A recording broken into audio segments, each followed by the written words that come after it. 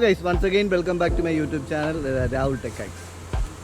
കുറച്ചു കാലം മുമ്പ് വരെ നമ്മുടെ തൊടികളിലും പറമ്പുകളിലും ഒക്കെ സർവ്വസാധാരണമായിട്ട് കാണാൻ കഴിയുന്നൊരു മരമായിരുന്നു ഞാവൽ.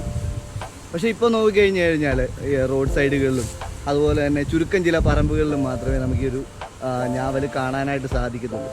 ഞാവലുകൾ ഇങ്ങനെ പഴുത്ത് ആ ഒരു മുന്തിരിയുടെ കളറിൽ കിടക്കുന്നത് കാണാൻ തന്നെ ഒരു നല്ല രസമാണ്. ഇപ്പം കൂടുതൽ ആൾക്കാരും ഇതൊരു തണൽ മരമായിട്ടാണ് യൂസ് ചെയ്യുന്നത്.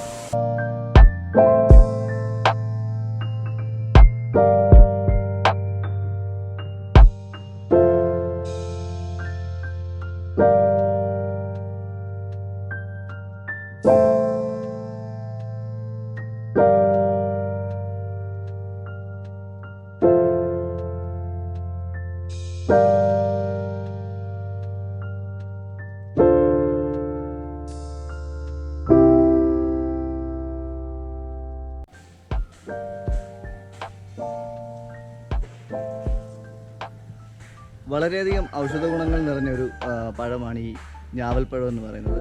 വിറ്റാമിൻ എ, വിറ്റാമിൻ കെ, അതുപോലെ വിറ്റാമിൻ സി വളരെ അധികം ഉൾപ്പെടുന്നൊരു പഴമാണ്. നിരവധി ആൻറ്റി ഓക്സൈഡുകൾ അടങ്ങിയൊരു പഴമാണ് ഞാവൽപ്പഴം.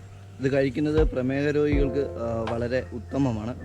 ഇത് കഴിച്ചു കഴിഞ്ഞാൽ നമ്മുടെ ഷുഗർ വളരെയധികം താഴ്ന്നതായിട്ട് നമുക്ക് കാണാനായിട്ട് സാധിക്കും.